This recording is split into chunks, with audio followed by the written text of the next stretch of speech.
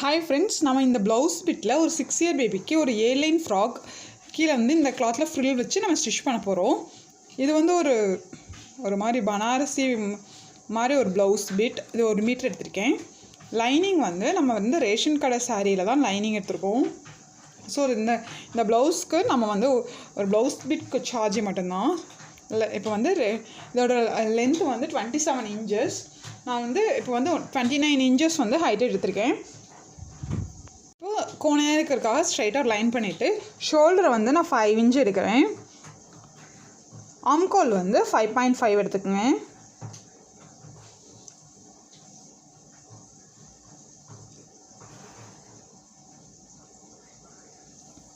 Chest வந்து 7, 1.5 inch extra margin, அப்போ 8. Okay,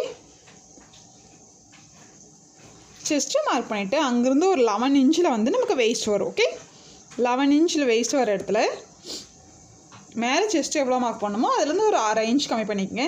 6.5, அதுக்கு ஒரு 1.5 இன்ச் எடுத்துக்கோன்னா 8. ஓகே, அப்புறம் இந்த இதிலிருந்து அப்படியே கீழே எவ்வளோ கிளாத்து உங்களுக்கு அகலம் இருக்கோ அதை அப்படியே விரிச்சு விட்ற வேண்டியதான். இதுதான் ஏலைன் ஃப்ராக். எனக்கு வந்து லைனிங் வந்து கம்மியாக இருக்கிற நினைக்க நான் அப்படி இந்த இது அதுவும் செப்பரேட்டாக தான் சைடு எடுப்போம். ஸோ வந்து லைனிங் நமக்கு கம்மியாக இருந்தாலும் பரவாயில்ல. லைனிங் எவ்வளோ இருக்கோ அந்த அளவுக்கு நீங்கள் அப்படியே சைடில் கட் பண்ணி எடுத்துடலாம். 5.5 பாதி 2.25 ஒரு 1 இன்ச்சுக்கு மார்க் பண்ணி ஆம்கோல் கர்வ் போட்டுருங்க. ஃப்ரண்ட் ஆம்கோல் அதுலேருந்து ஒரு 1/2 இன்ச்சுக்கு உள்ளே கர்வ் பண்ணிடுங்க. இதோட அகலம் வந்து 2.25 வச்சுக்கோங்க. உயரம் வந்து ஹைட்டு வந்து 3.5 வச்சுக்கலாம். ரெடி லென்த் இங்கே ரவுண்ட் நெக் எடுத்துக்கலாம். இங்கே லைட்டாக ஒரு ஸ்லோப் கொடுத்துக்குங்க ஒரு 1/4 இன்ச்சுக்கு. ஓகே, இங்கே அப்படியே வி மாதிரி கொடுத்துடலாம் ஒரு 2 இன்ச்சுக்கு. இங்கேருந்து இப்படியே எடுத்து இப்படியே கட் பண்ணி இப்படி கட் பண்ணி இங்கே போய் ஃபஸ்ட்டு பேக்காக இப்படி எடுத்துகிட்டு உள்ளே இருக்கிற பேக் பீஸ் எடுத்துகிட்டு அதுக்கப்புறம் ஃப்ரண்ட் ஆம்கோல் வந்து கட் பண்ணி எடுத்துக்கலாம். லைனிங் பீஸை வந்து மெயின் பீஸில் போட்டு நம்ம கட் பண்ணி எடுத்தாச்சு. இது வந்து ஸ்லீவ்லெஸ்ஸாக ஸ்டிச் பண்ண போகிறோம். ஓகே, இப்போ வந்து நம்ம கட்டிங் போட்டோம். இது மாதிரி ஸ்டிச்சிங் பண்ணிடலாம். நல்ல பக்கத்து மேலே நான் லைனிங்கை வந்து போட்டிருக்கேன். லைனிங் வந்து நான் பார் நெக் கட் பண்ணியிருக்கேன். 2.25 இன்ச் அகலம், 3.5 இன்ச் ஹைட், அதாவது 3.5 இன்ச் ரெடி லென்த் வச்சு கட் பண்ணியிருக்கேன். இந்த 3.5 இன்ச்சுக்கு இந்த 2.25 இன்ச்சுக்கு ஸ்ட்ரைட்டாக போட்டால் இந்த நேரம் எனக்கு அகலாமல் இருக்கிற மாதிரி இருக்குது. ஸோ அவங்க கொஞ்சம் ஒல்லியாக இருப்பாங்க பாப்பா. ஸோ அதனால் இங்கேருந்து இந்த எவ்வளோ ஸ்ட்ரைட் லைன் போட்டோமோ அதுலேருந்து ஒரு 1/2 இன்ச் இந்த சைடும் 1/2 இன்ச் இந்த சைடும் போட்டு ஒரு வி மாதிரி அதாவது இப்படி விரிஞ்சு போகிற மாதிரி பாக்கு வந்து நான் கட்டிங் போட்டிருக்கேன். கட்டிங் போட்டு இங்கே ஆம்கோலுக்கு மார்க் பண்ணியிருக்கேன். நம்ம இப்போ எப்படி ஸ்டிச் பண்ண போகிறோன்னா இந்த நேரம் இப்படி மேலே ஸ்டிச் பண்ணிடுவோம். இந்த ஆம்கோல் ஸ்டிச் பண்ணிடுவோம். ஸ்டிச் பண்ணிவிட்டு இதுக்கு ஒரு 1/4 இன்ச்சு முன்னாடி உள்ளே விட்டு கட் பண்ணிவிட்டு அட்காட் பண்ணிவிட்டு இங்கேயும் கட் பண்ணி அட்காட் பண்ணிவிட்டு அப்படியே திருப்பிடுவோம். திருப்பிட்டு சுற்றி அடிக்கும் போது லைனிங் வந்து சுற்றி அடிக்க தேவையில்லை. ஹிப்பு வரைக்கும் இந்த வெயிஸ்ட் வரைக்கும் அடித்தா போதும். இது வரைக்கும் திருப்பி இது வரைக்கும் அடிச்சுக்கோங்க. ஓகே, நம்ம வந்து லைனிங் தனியாக செப்பரேட்டாக ஸ்டிச் பண்ண போகிறோம், இதை தனியாக ஸ்டிச் பண்ண போகிறோம். ஓகேவா, இங்கெல்லாம் ஸ்டிச் பண்ணிவிட்டு அட்காட் கொஞ்சம் முன்னாடி ஒரு 1/2 இன்ச் கிளாத்து விட்டு கட் பண்ணி இங்கே எல்லாமே நான் அட்காட் பண்ணிட்டேன். பாக் நெக்குக்கு வந்து இந்த கார்னருக்கு வந்து கண்டிப்பாக இப்படி அட்காட் பண்ணிடணும்.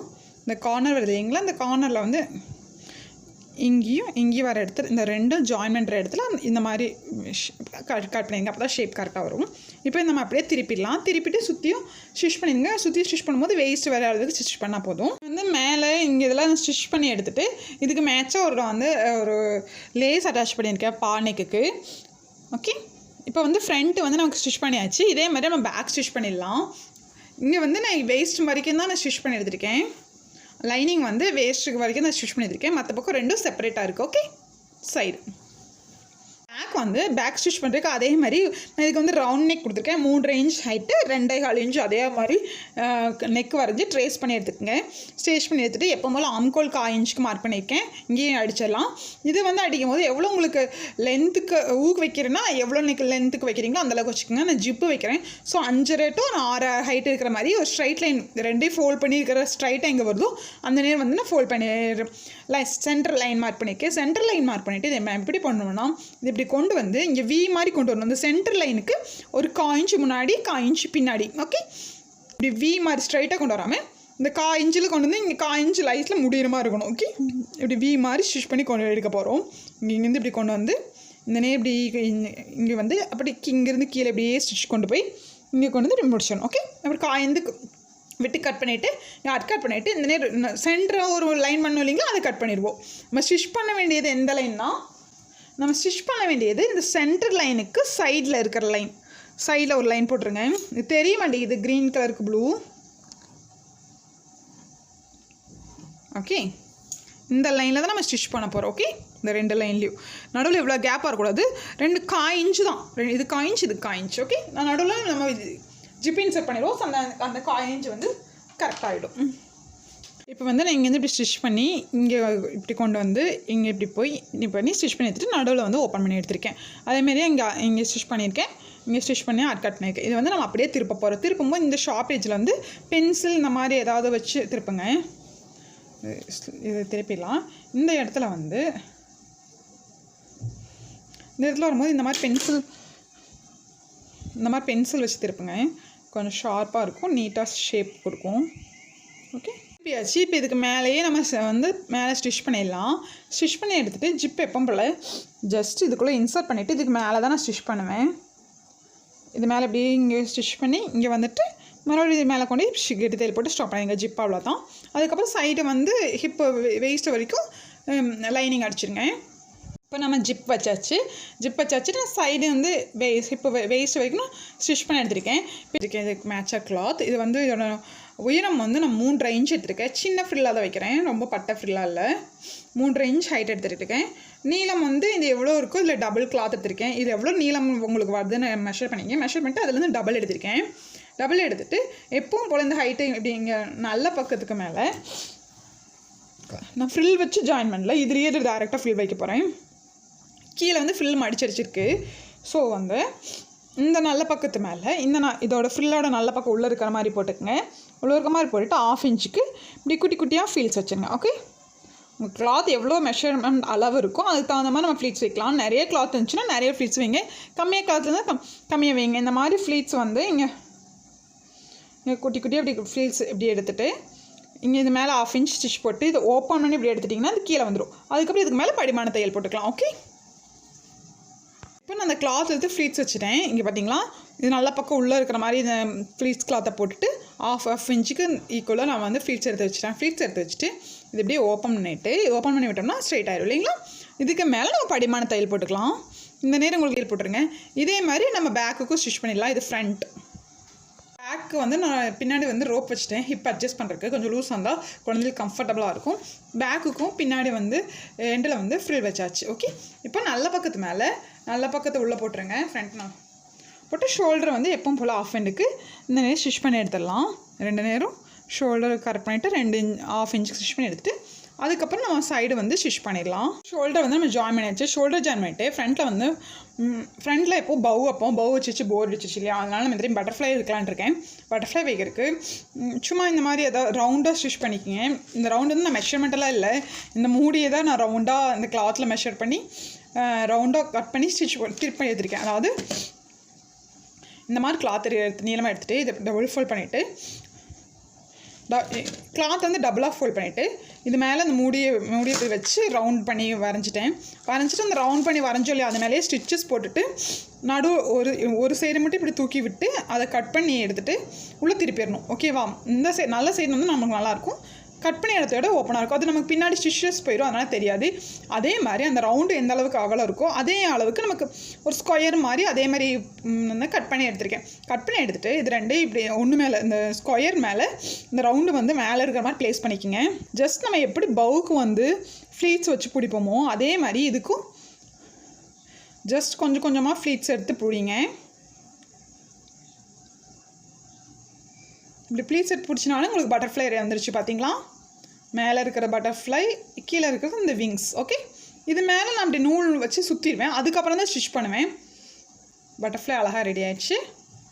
இது வந்துட்டு இப்போ சுற்றிட்டு ஒரு நாட் போட்டுருங்க. இப்படி பூம் நாட் போடுவோம் இல்லைங்களா, அதே மாதிரி இப்படி நாட் போட்டு எடுத்துட்டிங்கன்னா உங்களுக்கு வந்து சூப்பராக பட்டர்ஃப்ளை ரெடி ஆகிடுச்சு. இந்த பட்டர்ஃப்ளை வந்து நம்ம கிளிப்லேயுமே இந்த பீட்ஸ் 7000 கம் வச்சு ஒட்டிட்டோம்னா அது பெர்மனெண்ட்டாக ஒட்டிக்கும். என்கிட்ட அந்த கம் இல்லை, நம்ம இப்போ வந்து துணி தான் ஸ்டிச் பண்ண போகிறோம், அப்போ அப்படியே டேரெக்டாக ஸ்டிச் பண்ணிடலாம். வைக்கிறேன். ஓகே, சைடாக வச்சு இந்த நேரம் நான் மிஷின்லேயே ஸ்டிச் பண்ணிடுவேன். நீங்கள் கையில் ஸ்டிச் பண்ணுறா இருந்தாலும் ஓகே. சைடு எட்டிக்கிறதுக்கு நம்ம 1.5 இன்ச் விட்டோம் இல்லைங்களா, இந்த நாட் வச்சுருக்கிறத உள்ளே இப்படி தள்ளி விட்டுக்குங்க. தள்ளி விட்டுட்டு இங்கேருந்து 1.5 இன்ச் கொண்டு வந்து இந்த நேரம் வச்சு ஸ்டாப் பண்ணிடுங்க. இந்த நேரம் நான் எப்பவும் போல் குத்தி கெட்டி தையல் போட்டு ஸ்டாப் பண்ணுவோம் இல்லைங்களா, அதே மாதிரி கெட்டி தையல் போட்டு ஸ்டாப் பண்ணிவிட்டு நீங்கள் எது வரைக்கும் அடிச்சிருக்கீங்களோ அது வரைக்கும் கொண்டு வந்துடுங்க. இப்படி கொண்டு வந்துட்டு எந்த கெட்டி தையல் போட்டு ஸ்டாப் பண்ணிவிட்டு இதை வந்து இது பின்னாடி தள்ளிட்டு அதே மாதிரி அதையும் பின்னாடி தள்ளிட்டு இந்த கெட்டி தையல் போட்டவங்க இங்கே இதுக்கு மேலே கெட்டி தையல் போட்டு ஸ்டாப் பண்ணணும்னா இது மேலே தள்ளிட்டு இந்த கெட்டி தையல் எங்கே இருக்கோ அதுக்கு கொஞ்சம் மேலேருந்து ஸ்டிச் இங்கே அப்படியே இது க்ளோஸ் பண்ணிடுங்க. ஓகே, இந்த சைடு மெயின் கிளாத்தை சொல்லிட்டு இருக்கேன். மெயின் கிளாத்தை இப்படி சைடில் கொண்டு வந்து கீழே வரையோட முடிச்சிருங்க. அதேமாதிரி அந்த சைடு பண்ணிடலாம். இப்போது நான் இங்கேருந்து அப்படியே 1.5 இன்ச் கொண்டு வந்து இங்கே கொண்டு வந்து இது இந்த நேரி கெட்டி தையல் போட்டு ஸ்டாப் பண்ணிட்டேன். கெட்டி தையல் போட்டு ஸ்டாப் பண்ணிவிட்டு இது இந்த சைடு தங்கிட்டிட்டு பின்னாடி இருக்கிறத மேலே தங்கிட்டிடணும். நகர்த்திட்டு இந்த நேரம் கெட்டி தையல் போட்டு ஸ்டாப் பண்ணிட்டேன்ல, கொஞ்சம் மேலே இருந்து நான் ஸ்டிச்சஸ் ஆரம்பிக்கிறேன். கொஞ்சம் இங்கே கெட்டி தையல் எங்கே ஆரம்பிச்சுன்னா அங்கே மேலேருந்து ஸ்டிச்சஸ் கொண்டு வந்து அப்படியே இந்த கெட்டி தையல் இருக்கு இல்லைங்களா, அந்த இது நேர் கொண்டு வந்து அப்படியே கீழே வரைக்கும் மெயின் பீஸை ஸ்டிச் பண்ணி எடுத்துடணும். மெயின் பீஸ் ஸ்டிச் பண்ணி எடுத்ததுக்கப்புறம் மெயின் பீஸ் அப்படி உள்ளே தட்டிட்டு இந்த 2 பீஸையும் எடுத்து மெயின் பீஸ் இப்படி உள்ளே தள்ளிட்டு இதை அப்படியே க்ளோஸ் பண்ணிடணும். இப்படியே க்ளோஸ் பண்ணி இங்கே கெட்டி தையல் போட்டோம் இல்லைங்களா, அந்த கெட்டி தையலிருந்து இப்படி கொண்டு வந்துடலாம். ஓகே, இதை க்ளோஸ் பண்ணி இந்த மெயின் பீஸை வந்து இப்படியே சைடு அடித்து கீழே கொண்டு போயிடணும். இதே மாதிரி அந்த சைடு அடிச்சிட்டோம்னா நமக்கு இந்த ஃப்ராக் வந்து ரெடி ஆகிடும். சைடு அடித்து நான் ஃபினிஷ் பண்ணிட்டேன். இங்கே பட்டர்ஃப்ளையில் வந்து நான் ஒரு தப்பு பண்ணிட்டேன். பட்டர்ஃப்ளையை வந்து இப்படி இன்சர்ட் பண்ணும் இல்லைங்களா, பட்டர்ஃப்ளை இப்படி தான் இருக்கும். நான் வந்து ராங்காக தலைகளாக இன்சர்ட் பண்ணி ஸ்டிச் பண்ணிட்டேன். கெட்டி தையல் வேறு போட்டேன். ஸோ அதனால் அப்படியே விட்டுட்டேன். ஃப்ராகோட ஃபினிஷிங் லுக் ஆக்சுவலாக வீடியோ பார்க்கறதுக்கு விட நேரில் வந்து ரொம்ப அழகாக வந்திருக்கு. நீங்கள் ப்ளவுஸ் பீட்டில் இதை ஸ்டிச் பண்ணணும்னு சொன்னால் யாருமே நம்ப மாட்டாங்க. அந்தளவுக்கு ட்ரெடிஷ்னல் லுக் இருக்குது.